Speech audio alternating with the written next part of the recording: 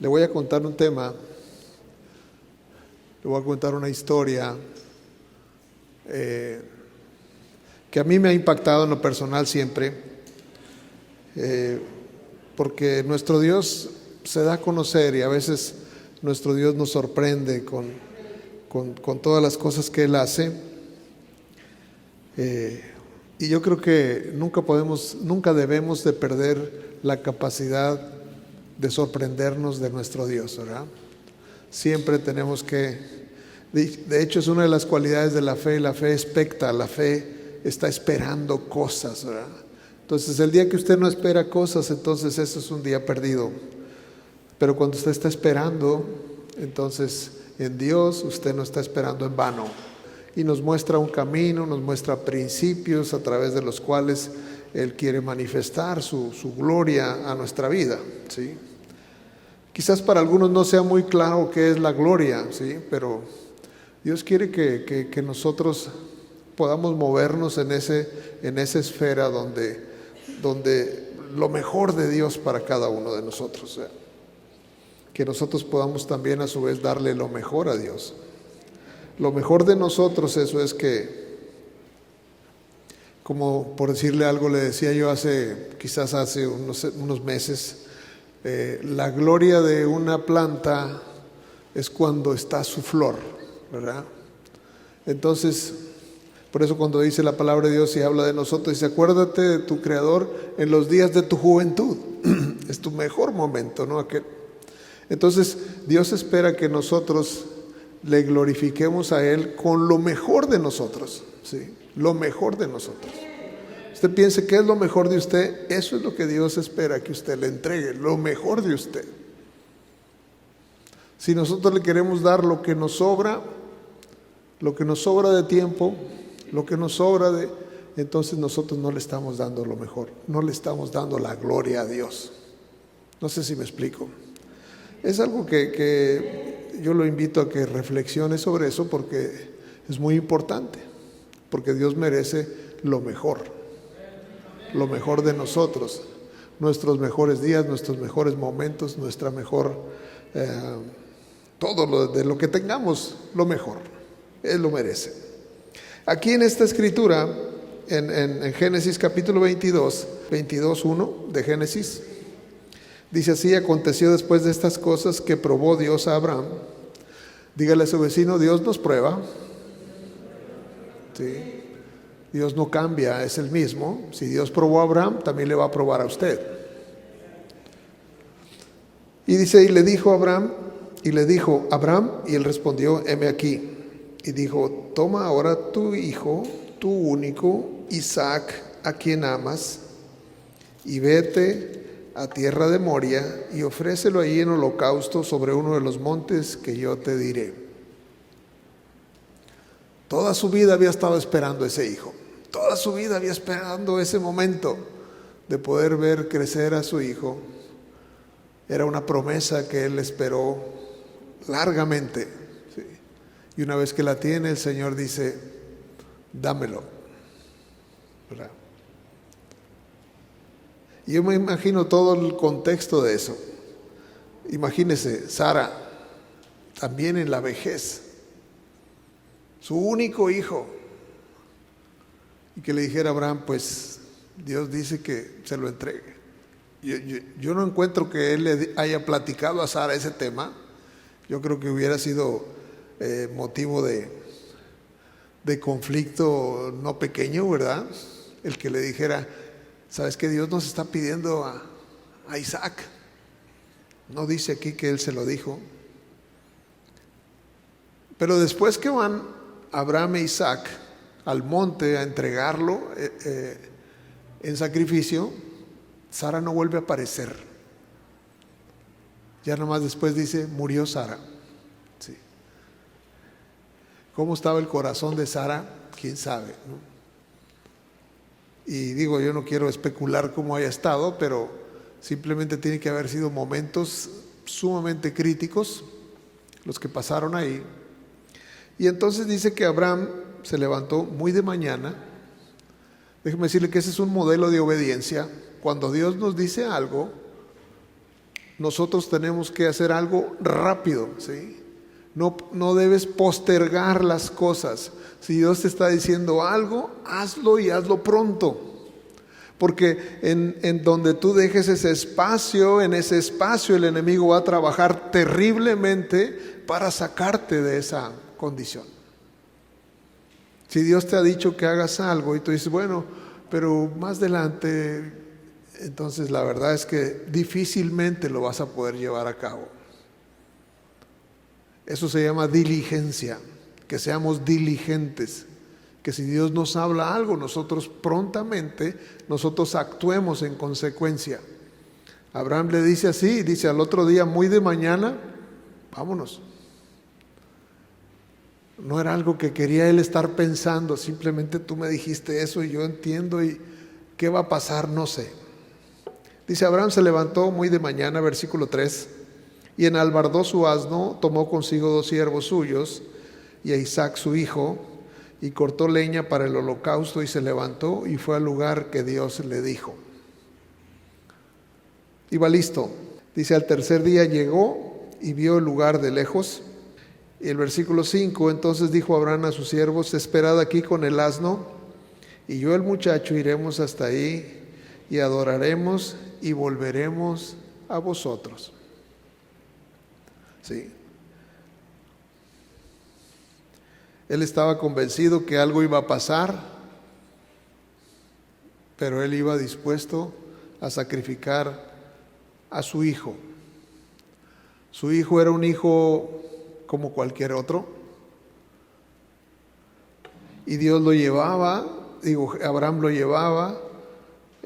Imagínense todos los sentimientos que tenía que tener Abraham.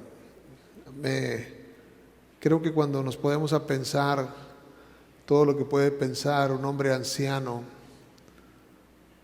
con un hijo que no había tenido, que había anhelado toda su vida con la mujer que él amaba, porque tenía otro hijo, usted sabe, tenía Ismael, pero lo tuvo con una concubina y lo tuvo por petición de su esposa. Pero el hijo que él quería tener con su esposa era este hijo, era este Isaac. Ese era su hijo esperado, ese era su hijo amado. No digo que no haya amado Ismael, pero el hijo que él esperaba era Isaac. Y ese fue el hijo, porque Dios te va a pedir lo que más tú amas, ¿sí? Por eso es que cuando tú dices, yo amo esto más que a Dios, eso se convierte en tu Dios, eso se convierte en tu ídolo. Y eso se puede pensar hasta en una relación, puede convertirse para algunos su esposa en lo más importante, más que Dios. Y ya estamos en problemas al decir eso.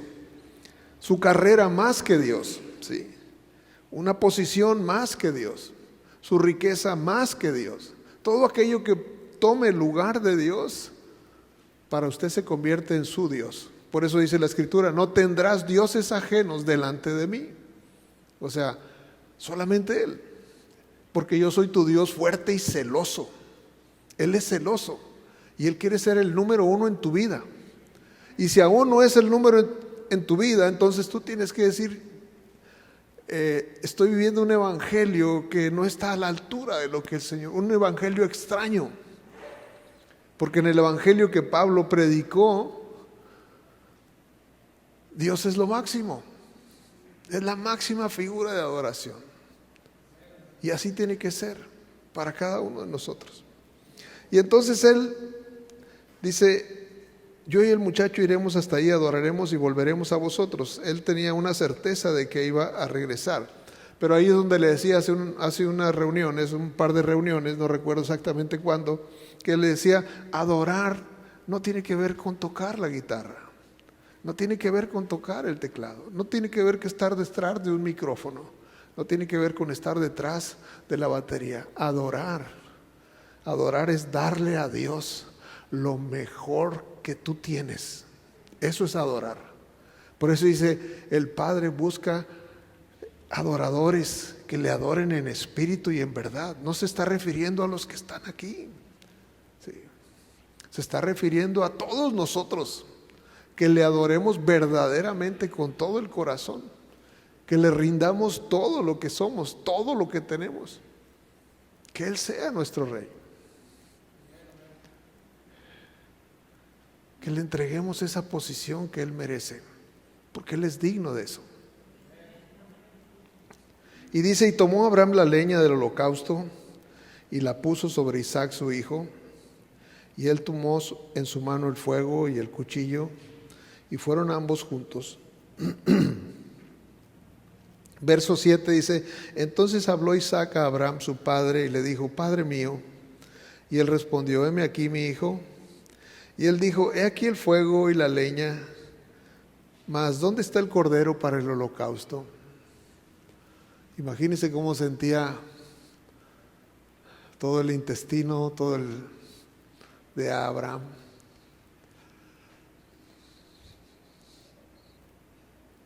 Y respondió Abraham, Dios se proveerá del cordero para el holocausto. Y esto es Jehová Jireh. Y muchos hemos escuchado esa frase de Jehová Jireh. En muchos negocios está Jehová Jireh. No critico eso para nada, pero eso está en una situación sumamente de dar todo lo que tenemos, ¿verdad? Si Él es el que se va a proveer, el que va a proveer absolutamente todo lo que queremos o todo lo que necesitamos, pero es porque nosotros hemos rendido todo lo que tenemos. ¿Sí?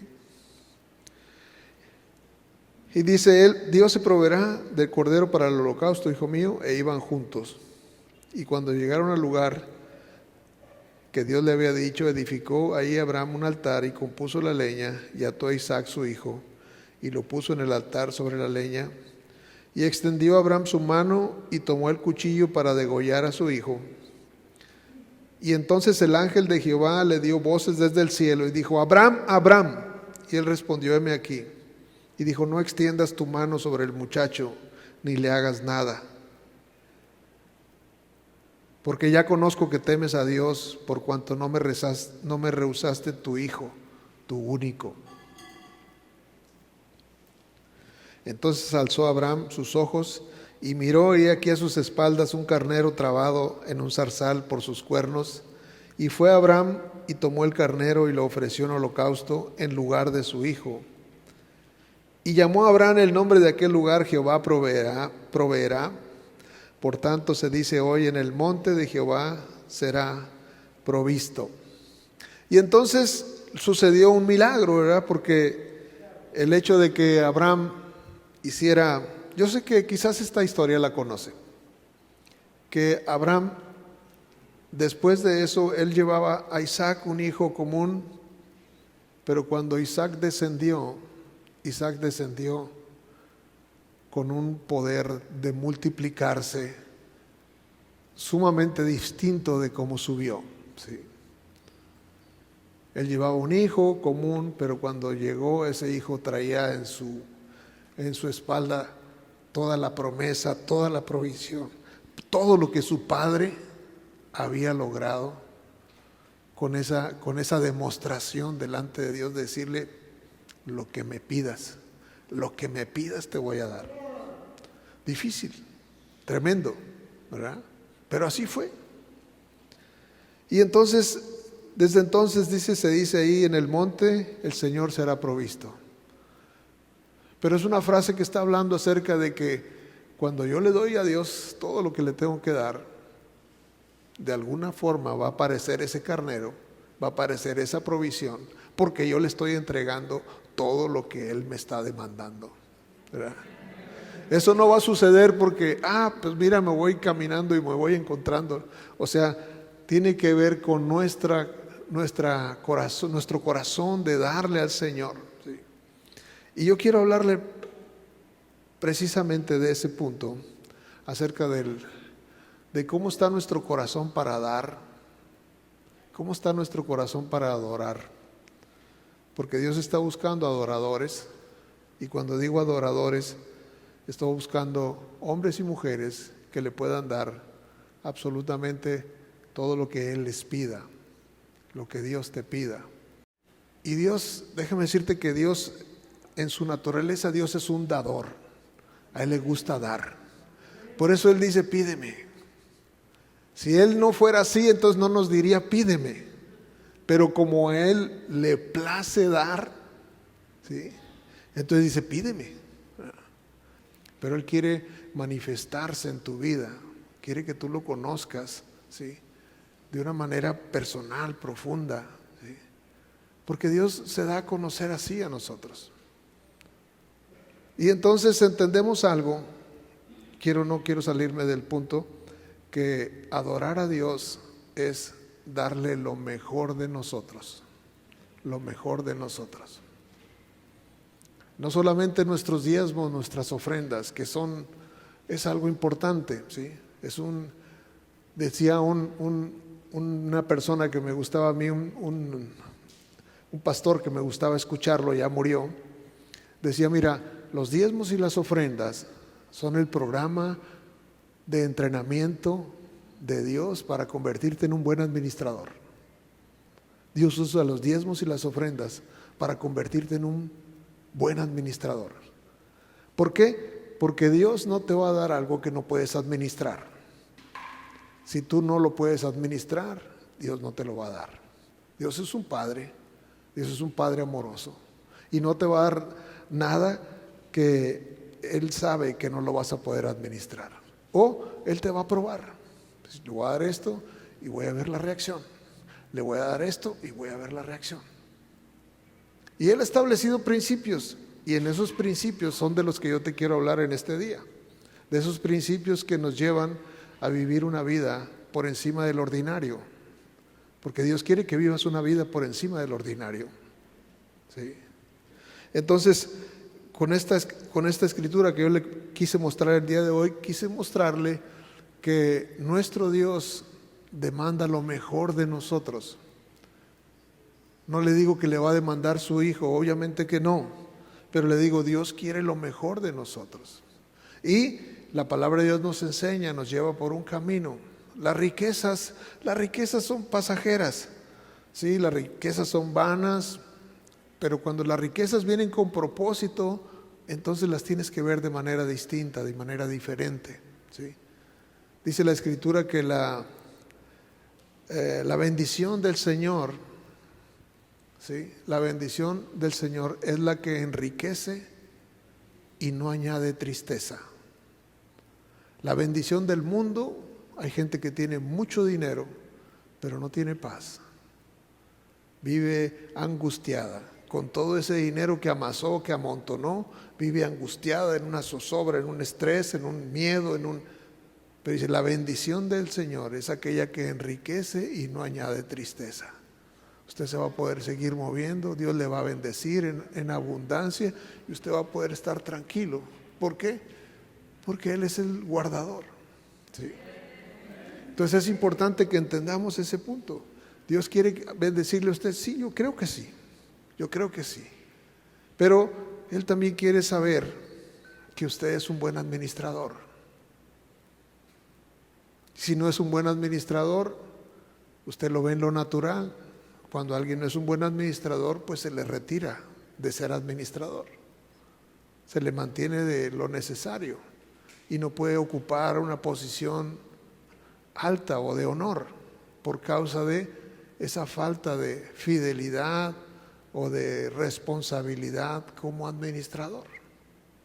Entonces nuestro Dios es el que nos enseña en eso. Todos los libros de administración y que enseñan principios que no hablan de Dios, pero extraen todos los principios de la palabra para enseñarlos. Lamentablemente no dice nada de Dios, pero de aquí salieron. Cuando usted ve una nación como la nación de Estados Unidos y usted ve su constitución, de aquí viene su constitución, ¿sí? ¿Por qué? Porque son los principios eternos que rigen, son principios universales. Y entonces Dios ha hablado acerca de cosas que nosotros tenemos que hacer. ¿Para qué? Para ser bendecidos y prosperados. Entonces, a lo largo de la historia nos vemos, la Biblia habla mucho del dinero, ¿sí? Y no digo que, obviamente nos dice que tengamos cuidado, ¿sí?, de que la raíz de todos los males es el amor al dinero. La raíz de todos los males es el amor al dinero. No el dinero, el amor al dinero, ¿sí? El dinero nos da facilidades para muchas cosas, ¿sí? Pero amar el dinero nos mete en grandes dificultades, en grandes problemas, cuando nosotros amamos el dinero. Y el Señor lo que quiere es que nosotros aprendamos eso. Y una vez que uno aprende eso, entonces Dios no tiene problema en decir, ahí está, en abrir una llave. ¿O no dice así la Escritura? Malaquías 3:10, traed los diezmos al alfolí y hay alimento en mi casa, ¿sí? Y probadme en esto, si no os abriré las ventanas de los cielos y derramaré bendición hasta que sobreabunde. Hasta que sobreabunde, ¿sí? No solo hasta que le sobre, sino que le sobre y le abunde. ¿Ah? Ese es el plan de Dios. Dios no puede decir, oye, sí dije eso, pero lo dije en broma. O sea, Dios no está jugando con eso. Dios está sumamente en serio con nosotros. Lo que dice su palabra se va a cumplir. Y cuando uno viene, dice, venid luego, estemos a cuentas, ¿sí? Venga conmigo y dígale, Señor, mira, tú dijiste aquí, yo he sido fiel, yo he traído esto y esto. Ah, bueno, pues entonces el Señor quiere eso, que uno le muestre, que uno se atreva, porque dice, pruébame. Esa es la única vez que Dios dice, pruébame. Cuando dice, tráeme lo que es mío y pruébame a ver qué va a suceder. Imagínese, pruébame a ver qué va a suceder. Pero uno dice, híjole, no, pero pues es que la situación está bien dura. Es que ahí vienen los de Coppel luego y hay que pagar la letra del carro. Entonces mejor pago la letra del carro, mejor le pago a Coppel, mejor esto, mejor aquello. Y bueno, pues el Señor entiende, Él sabe. Y el Señor dice, sí, yo sé, te gana el amor por el dinero. Y entonces no me queda más remedio que cerrar. ¿Por qué? Porque no tienes la capacidad de administrar. Y eso es para todos. Jesús dijo, esa viuda que entró y dio, esa me impresionó. No por la cantidad que dio, sino lo que representaba para ella lo que dio era algo enorme. Entonces, Dios no está buscando millones. Dios está buscando corazones rendidos que le creen. Y cuando nosotros le creemos, entonces van a suceder cosas. Cuando nosotros lo entendemos eso, creo yo que el problema está en que podamos entender que esa es una de las maneras en que Dios nos entrena. Y hay cosas beneficiosas que pasan en nosotros. Yo quiero mostrarle algunos versículos porque no quiero que esté pensando que solamente tengo alguna idea de eso. La Escritura dice muchas veces, para que nosotros tengamos muy en claro, por ejemplo, en el Salmo 24:1 dice, de Jehová es la tierra y su plenitud, del mundo y los que en él habitan. Entonces, todo, absolutamente todo es de nuestro Dios, todo. Aún lo que nosotros decimos que es nuestro, no es nuestro, es de Él. Todo está prácticamente en administración, ¿sí? Absolutamente, ¿sí? Salmo 24:1, si lo podemos ver acá, aquí está. Del Señor es la tierra y su plenitud. O sea, la tierra y todo lo que hay en ella le pertenece. Lo que usted tiene, su casa, su carro, sus carros, ¿sí? Sus bienes, sus joyas, todo absolutamente le pertenece a Dios. Él nos permite que lo disfrutemos, ¿sí? Él nos permite solamente que lo disfrutemos. Si entendemos ese principio, es un gran avance, porque entonces entendemos que el hecho de poder disfrutar aquello, pues es un grado de confianza que Dios nos ha dado. A veces la gente se ensaña o no sé si es la palabra correcta, se se crece y piensa decir, no, pues mira todo lo que tengo, como le pasó al rey Nabucodonosor. Mira mi reino que hice con toda mi sabiduría. Y al instante le fue quitada la razón y estuvo 7 años como una bestia, como un animal, y le crecieron las uñas de los pies, de las manos, y así anduvo comiendo hierba del campo, durmiendo como un sin hogar, comiendo pasto, hasta que reconoció que de Dios era todo. ¿Verdad? Entonces no importa qué tan grandes seamos, todo le pertenece a nuestro Dios. Y Él quiere, ahora sí que, pues compartirlo con nosotros. Lo quiere compartir con nosotros. Y a veces nosotros decimos, bueno, solamente esto, no quiero más. Yo he orado al Señor, le digo, Señor, yo no quiero que algo que tú tengas para mí, yo deje de recibirlo. Quiero absolutamente todo lo que tú tienes para mí. Sé que tienes cosas mayores. A mí me impresionaba aquel sueño de aquel varón que se llamaba, o se llama, no sé si vive aún, Jesse Duplantis, que a Jesse le tocó tener una visión del cielo. Y dice Jesse que en ese sueño, en esa visión que él tuvo, dice que él estaba en un lugar y había muchos almacenes en ese lugar, pero almacenes enormes. Y dice que él preguntó que qué eran esos almacenes y le dijo la persona, el ángel o no sé quién era, el que dijo, mira lo que hay.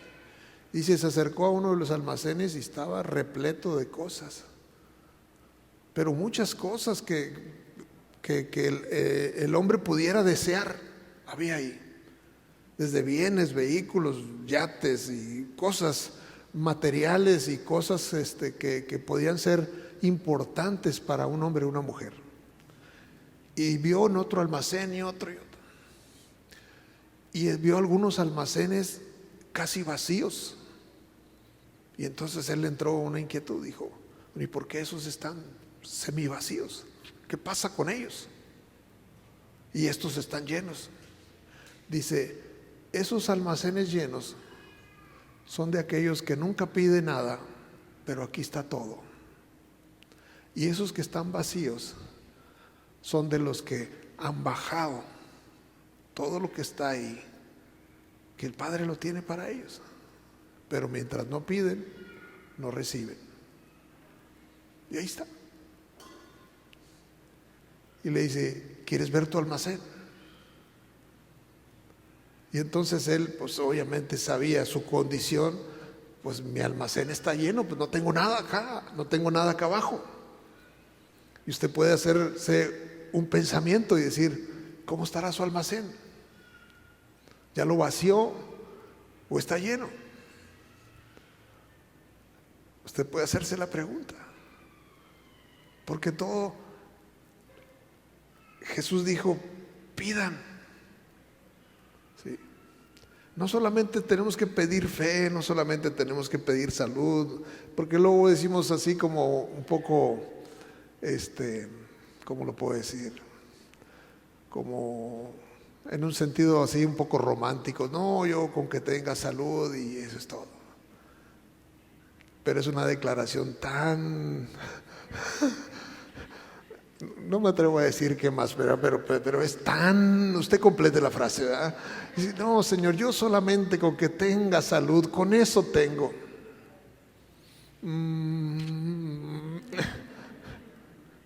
¿Quién no quiere más que eso? Nuestro Dios quiere mucho más para nosotros de lo que nosotros nos imaginamos. Y no se trata, yo sé que no se trata de tener y de acumular y todo eso, ¿no? Todo lo que Dios nos lo da con propósito, porque no hay nada que el Señor haga sin propósito. Pero Él quiere bendecir sus hijos, ¿sí? Quiere que demos testimonio de eso. Y Él nos bendice en la medida que nosotros también lo hacemos. Dice la Escritura, con la medida que mides serás medido, ¿sí? Si nosotros nos acostumbramos a dar con una cuchara, se nos va a dar con una cuchara. Si nosotros acostumbramos a dar con una pala, se nos va a dar con una pala. Yo le puedo decir, yo me acuerdo en una ocasión, y no lo digo con jactancia, Dios lo sabe, y quiero tener mi corazón donde tiene que estar.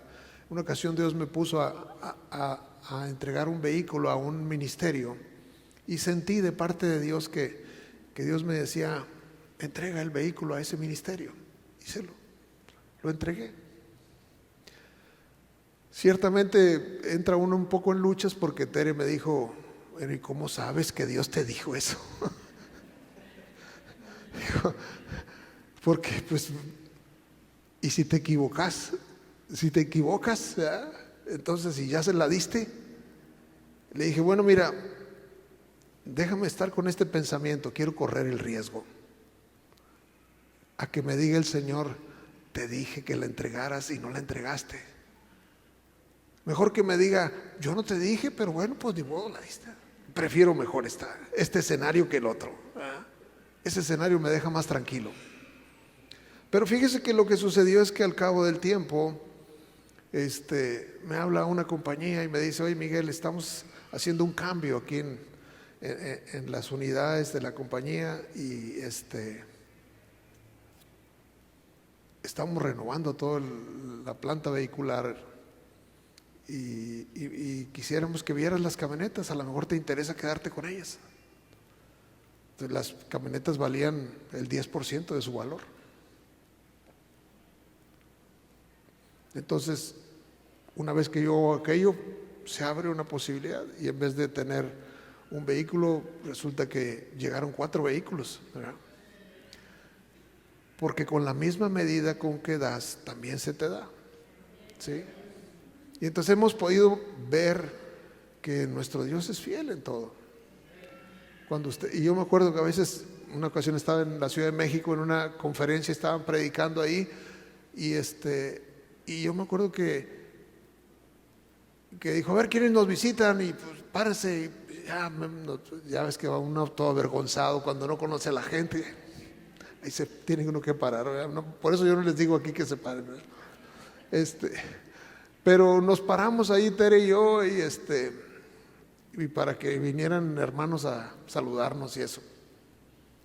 Y yo me acuerdo que se viene un hermano, se quita el reloj y me lo pone en la mano y ya se va. A mí me impresionó eso, ¿verdad?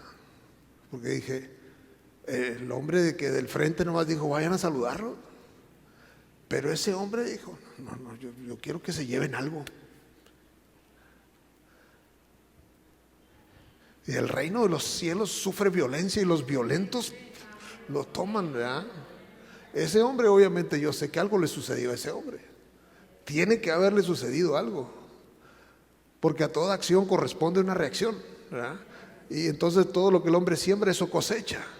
Está establecido en la palabra.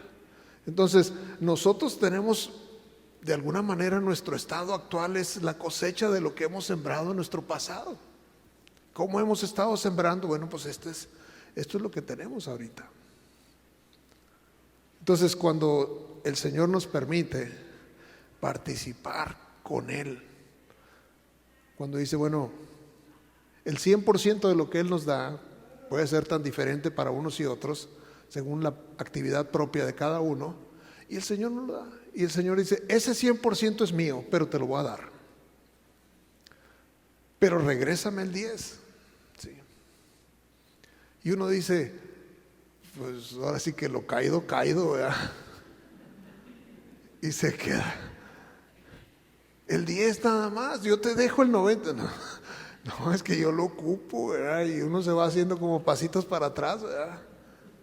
Y Dios dice: ok, si a ti así quieres, está bien. Conforme a tu fe, así sea tu vida, ¿verdad? Así te puedas vivir conforme a ese nivel, ¿sí? Pero Él quiere otra cosa para ti. Si entendemos nosotros eso, que todo es del Señor, que todo le corresponde a Él, y cuando Él nos da una oportunidad de decir: ¿sabes qué? Aquí hay una oportunidad de sembrar. Uno yo como ingeniero agrónomo, yo quisiera sembrar en la mejor tierra. ¿Sí? Quisiera sembrar en la mejor tierra porque yo sé que ahí va a haber buena cosecha. Hay tierras que no son buenas y una tierra que tiene exceso de sales, una tierra que no tiene cuerpo, una tierra que está pedregosa, pues ahí ya sabe uno que la cosecha va a estar limitada. Pero en buena tierra la cosecha va a ser abundante. Sembrar en el reino de los cielos, eso es lo mejor que puede sucedernos. Que Él nos dé la oportunidad de hacerlo es algo maravilloso, ¿sí? Y cuando nosotros lo hacemos, entonces nosotros vemos ese fruto. A lo mejor lucha uno, yo al menos yo como pastor, porque la gente piensa, no, es que te están tratando de bajar el dinero y te están tratando de quitar el dinero y bueno, siempre hay una crítica. Y probablemente esos pensamientos puedan estar pasando por su mente.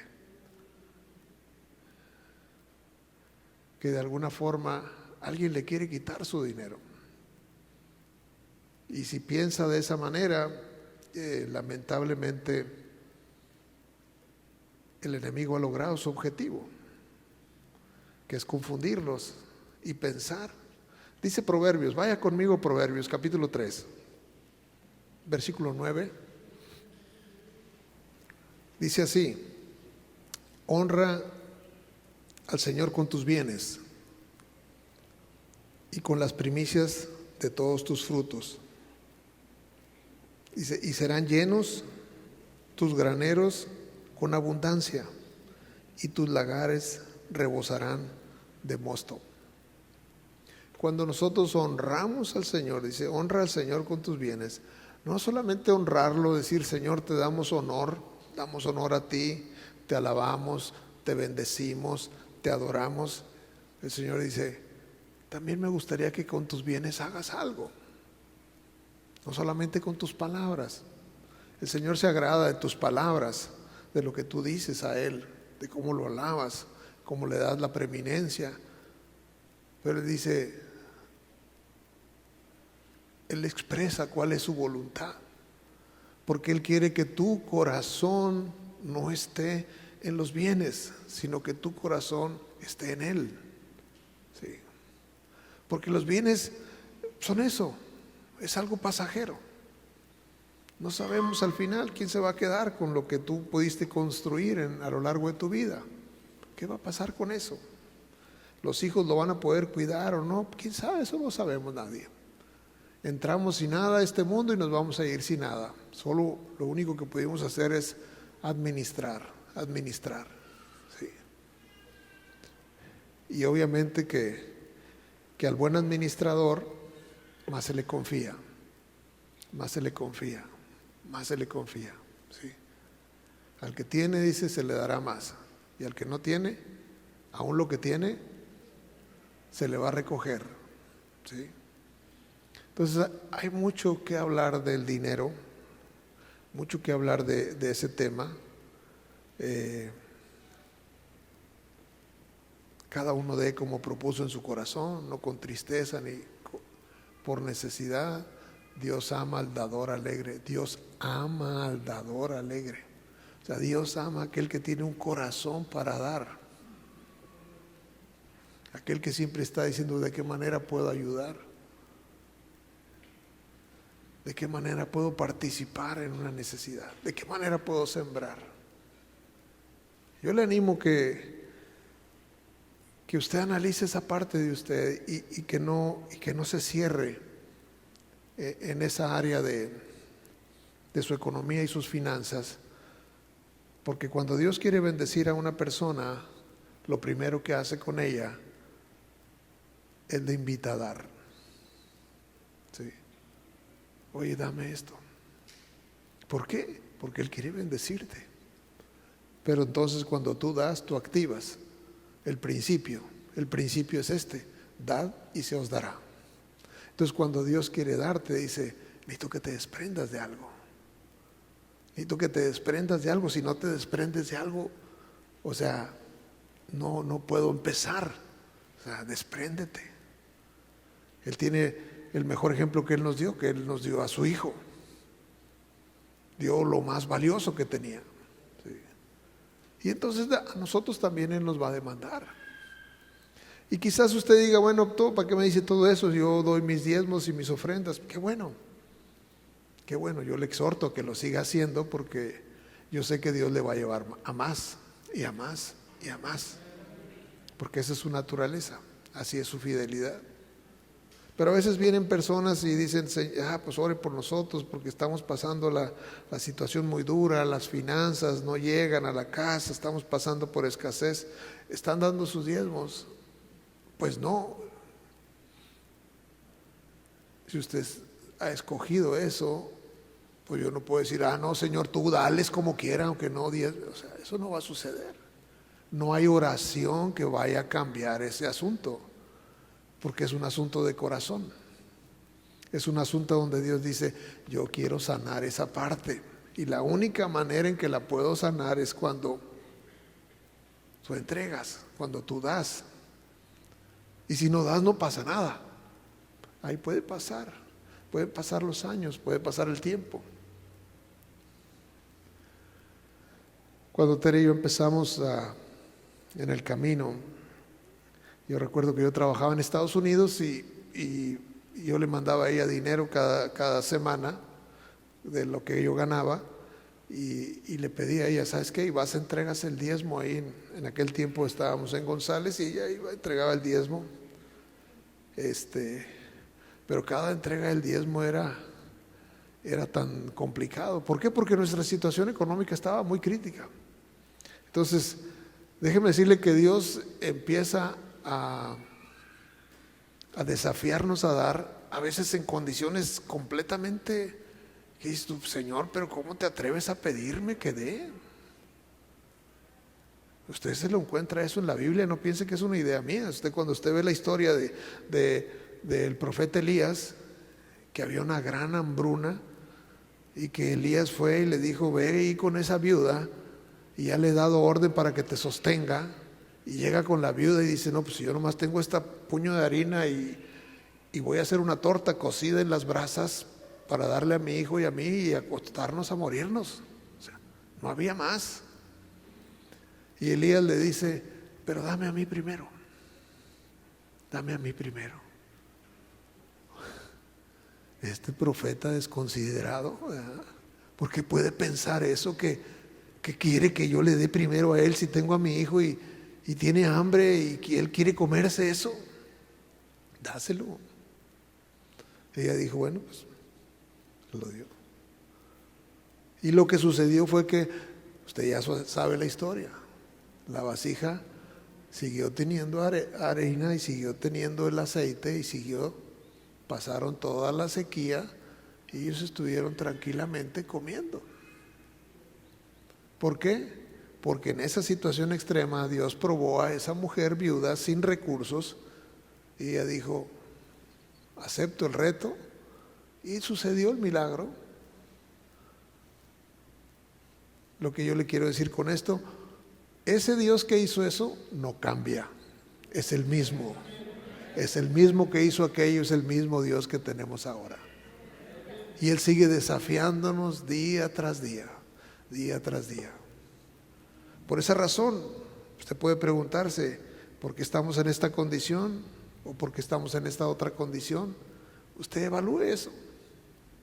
A veces Dios nos mete en periodos, pero nos va a sacar de ahí. Pero Él está probando. Van a suceder cosas. Yo tengo aquí 5 cosas, se las quiero contar rápidamente. ¿Qué es lo que va a pasar cuando usted tiene un corazón para dar? Lo primero, le voy a dar 6 cosas que van a suceder en su vida, en su persona, que van a ser cuestiones que van a cambiar. Cuando usted empiece a dar, si usted continuamente entrega sus diezmos y sus ofrendas, usted se convierte en alguien responsable. ¿Sí? Usted se convierte en alguien responsable. ¿Sí? Porque es alguien que dice, bueno, si sé la manera de salir de esta condición y no lo hago, soy irresponsable. ¿Sí? Pero entonces lo primero que va a suceder es que te vas a convertir en alguien responsable. ¿Sí? Número 2, cuando tú vas a tomar el control realmente de esa parte que Dios te dice, entrégamela, te vas a convertir en alguien disciplinado, ¿sí? Porque es como decía el apóstol Pablo, cada uno ponga aparte esa cantidad. Eso es una disciplina. Pongo aparte. Ya recibí esto, pongo aparte. Recibí esto, pongo. Eso te convierte en una persona disciplinada. Una persona disciplinada es peligrosa. ¿Por qué? Porque es una persona que está en una capacidad muy por encima del promedio, ¿sí? Las disciplinas son vitales, ¿sí? Un ejército, si hay algo que lo caracteriza, es la disciplina, ¿sí? Disciplinado. Ese hecho de poder poner aparte cada vez que el Señor nos da y decir, ¿sabes qué? Esto le pertenece al Señor, esto le pertenece al Señor. Eso te convierte en alguien disciplinado. La tercera, un diezmador, eso te hace que te conviertas en alguien honesto. Porque déjame decirte una cosa, toda la gente no se da cuenta de eso. Oye, yo no me doy cuenta si tú das el diezmo. Yo no me doy cuenta si alguno de ustedes está diezmando o no. Yo no sé cuánto gana usted. Ni soy el policía ni de andar checando sus diezmos. Se convierte usted en alguien honesto porque Dios sí está viendo esa condición en su vida. Así como Jesús dijo que estaba sentado ahí al pie del arca de las ofrendas, viendo lo que la gente echaba. Obviamente Jesús conocía lo que la persona tenía, lo que la persona había ganado, lo que la persona le correspondía dar y lo que estaba dando. Se baja el cero y no contiene, entonces podía decir, ¿sabes qué? Este sí, este no, este sí, este no. Yo no puedo hacer eso, pero Jesús sí.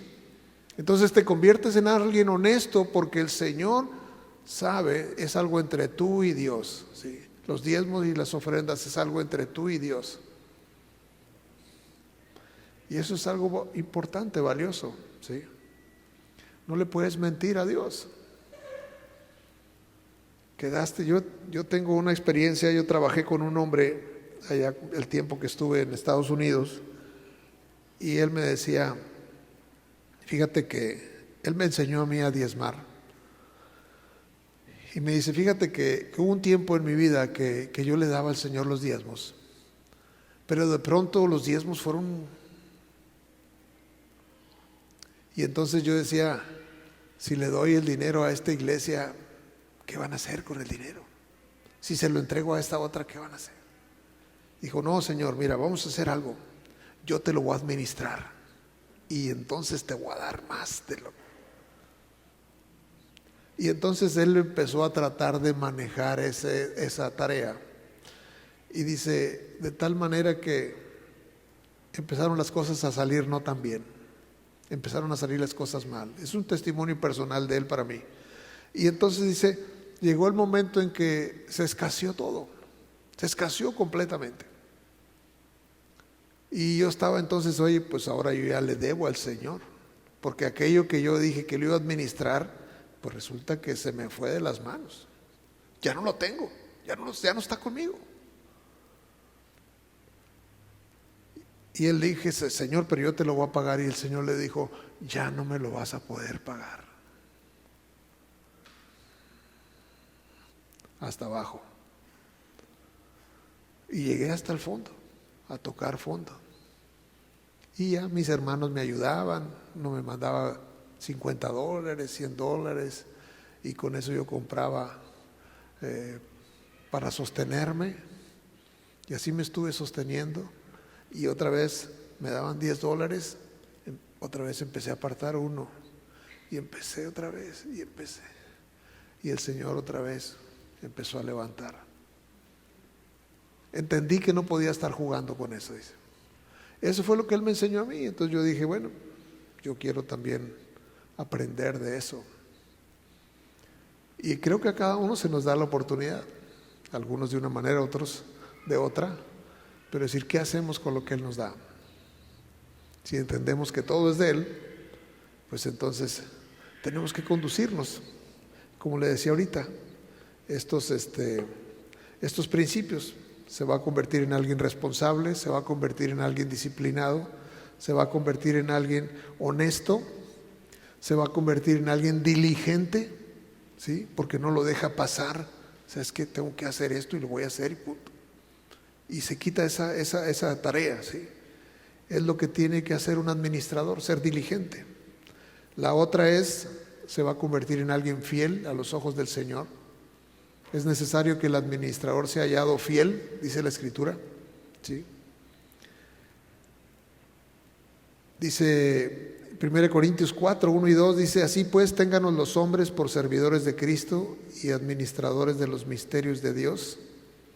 Ahora bien, se requiere que los administradores, que cada uno sea hallado fiel.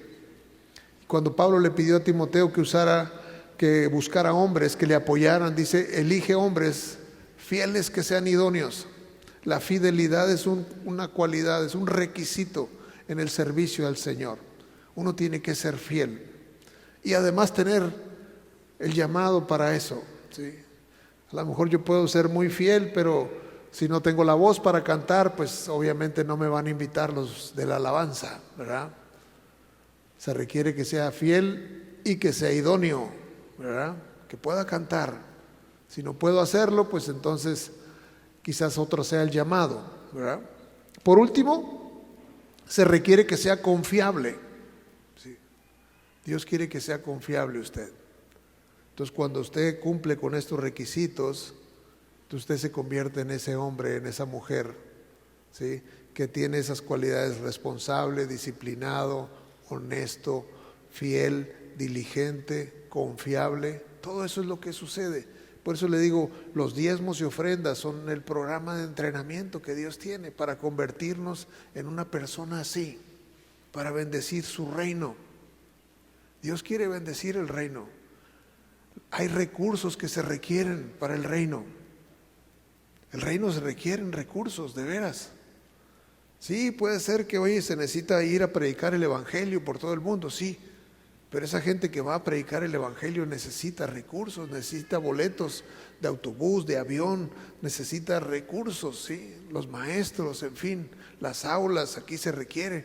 Donde quiera que estemos, el cuerpo de Cristo requiere, demanda de cosas, sí.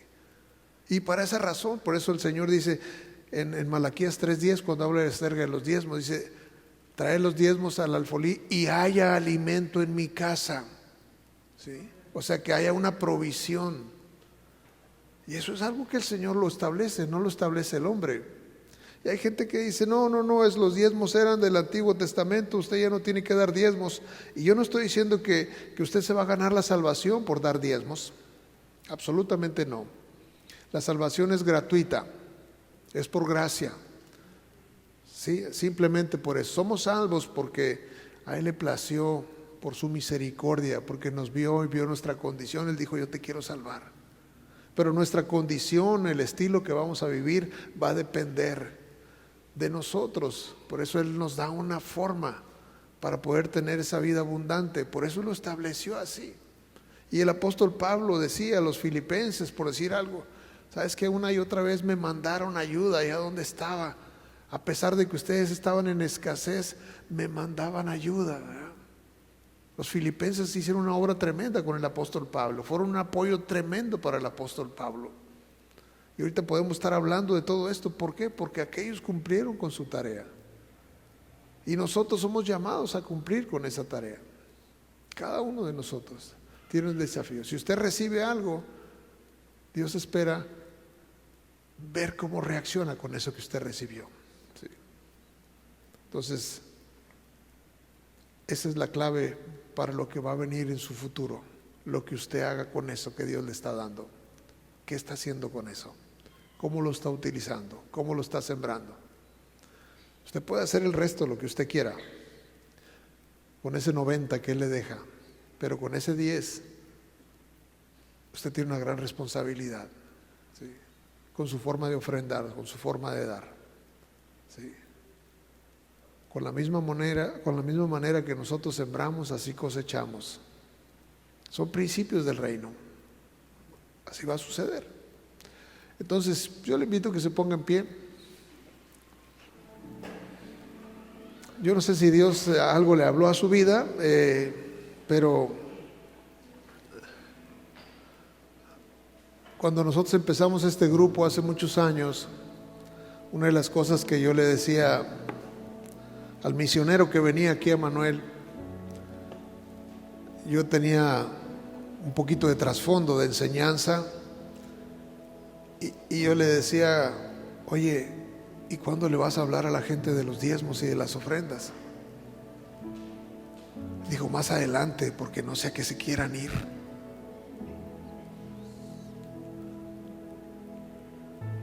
Y otra vez yo le volví a decir al tiempo, oye, ¿y cuándo les vas a hablar de los diezmos y de las ofrendas?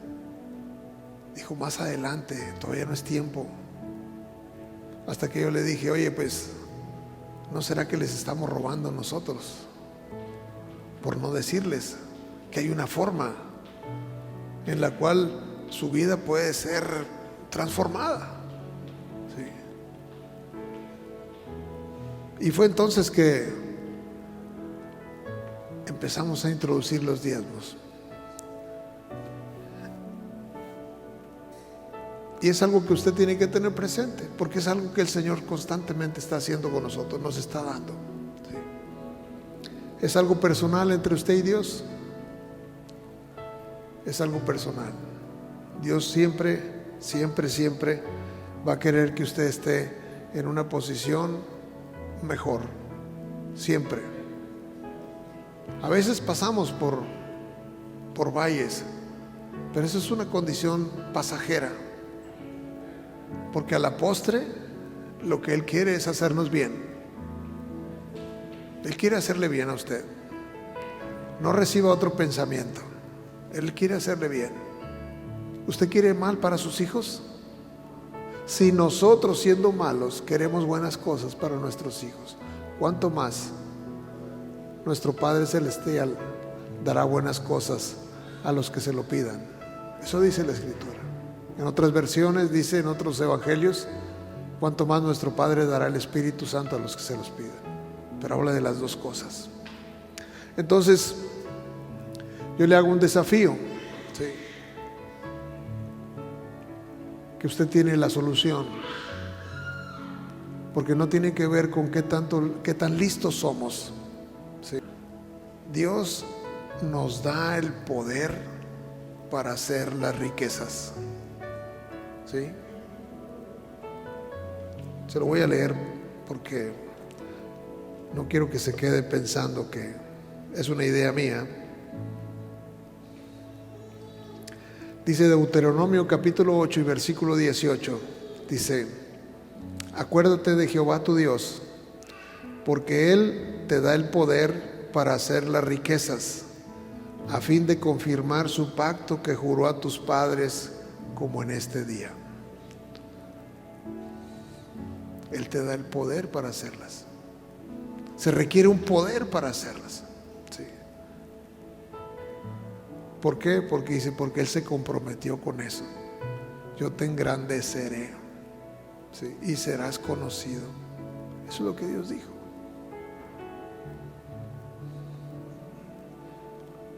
Cuando me dijeron a mí, y se lo digo porque tiene que ver con ustedes, porque yo apenas iba empezando como pastor, joven. Digo, todavía estoy joven, no estoy tan grande. Pero me dijeron, tú te vas a convertir pastor, o tú eres pastor de una congregación de hombres y mujeres que se levantan, de hombres y mujeres que establecen su empresa, de hombres y mujeres que prosperan, de hombres y mujeres que van a ser de impacto en el reino. ¿Sí? Entonces esa palabra no solo era para mí, sino era para ustedes también. Dios tiene algo, ¿sí? Dios tiene algo. Y el Señor me ha hablado sobre ese punto, ¿verdad? Yo he puesto prosperidad en tu vida. Y es algo que es puesto, ¿sí? No se trata de qué tan listos somos, sino qué tan fieles somos. ¿Sí? Qué tan fieles somos. Él va a enviar oportunidades a tu vida. Él tiene la manera de abrir escenarios que tú no te imaginas. Dice, Él ama al dador alegre. Y Él quiere que se manifieste eso en tu vida, que tú lo puedas ver, que tú puedas crecer. Y a mí me da gusto que mis hijos prosperen, que tengan éxito en sus proyectos. Imagínese nuestro Dios, pero sobre todo que caminemos con Él. Amén. Vamos a orar juntos. Padre, en el nombre de Jesús, aquí está tu pueblo, Señor. Tú conoces sus vidas, tú conoces la fuente, los recursos que les has permitido tener hasta el día de hoy. Y tú eres el único que les puede convencer de que tu plan para ellos es mucho más grande que lo que ahorita tienen. Ayúdalos a entender que estos principios que esta palabra establece, Señor, ellos los pueden disfrutar, no solo ellos, sino también sus hijos y sus nietos, sus generaciones, Señor. Ayúdalos, Señor, a desprenderse del amor al dinero. Ayúdalos, bendícelos, Señor. Bendice el trabajo de sus manos, Señor. Ayúdalos a ser esos hombres y mujeres responsables, esos hombres y mujeres diligentes, esos hombres y mujeres fieles, esos hombres y mujeres confiables, esos hombres y mujeres honestos, principalmente contigo, Señor, contigo. Que sea notorio, Señor, que sea notorio en sus vidas, que sea notorio que está sucediendo algo en su economía, Señor, en su salud, en su tranquilidad, en su paz, Señor. Que se restablezca el orden, Señor. Una vez que tú ordenaste, Señor, las cosas en el principio, dice la Escritura, en el principio creó Dios los cielos y la tierra estaba desordenada y vacía. Pero cuando tú ordenaste todo, separaste las aguas de las aguas de la tierra, Señor, entonces vino la fructificación. Padre, ayúdanos a estar en orden contigo, de tal manera que la fructificación llegue a cada uno de los hogares, Señor, y que vean, Señor, esa bendición en su casa. Padre, que puedan ver, Señor, tu buena mano sobre sus vidas, Señor. No solamente en paz, en gozo, en alegría, Señor, en fe, Señor, en protección, en cuidado, Señor, en ese amor tuyo, Señor, porque nos has amado, no tenemos duda. Jesús se dio por nosotros y estamos completamente convencidos. Hay una palabra de vida, Señor, para compartir. Pero además, Señor, tú quieres también esta parte sanarla en nuestras vidas, Señor. Así que yo te ruego ahora, Señor, a cada uno, Señor, en el punto que tú quieras hablarle, Señor, que tú los ayudes, ayúdalos, sánalos, sana sus vidas, sana sus finanzas, Señor, sana, Señor, su caminar, Señor. Padre, que no se salga del camino, Señor, que siga, Señor, allana el camino delante de ellos, Señor. Tú lo hiciste con José de Arimatea, con Nicodemo, Señor. Tú los bendijiste, Señor. Tú les diste posición, tú les diste riquezas para hacerse cargo del cuerpo de Cristo en aquel momento, Señor, crucial. Tú lo hiciste, Señor. Así hoy levanta, Señor, hombres y mujeres de influencia que puedan afectar, Señor, áreas importantes de nuestra nación, la educación, la procuración de justicia, Señor. Toda la área de finanzas, de todas esas áreas que están en desorden, Señor, que están en las manos del enemigo, Señor. Padre, arrebata eso, Señor, y entrégalo a tus hijos, Padre, en el nombre de Jesús. Bendigo tu nombre, Señor, porque yo sé que tú estás haciendo algo, Señor. Yo sé que estás despertando conciencia. Yo sé que estás, y lo vas a seguir haciendo. Te bendecimos a ti y te damos gracias en esta hora. Gracias por ese amor con que nos amas, Señor, ese amor eterno. En el nombre de Jesús. Amén.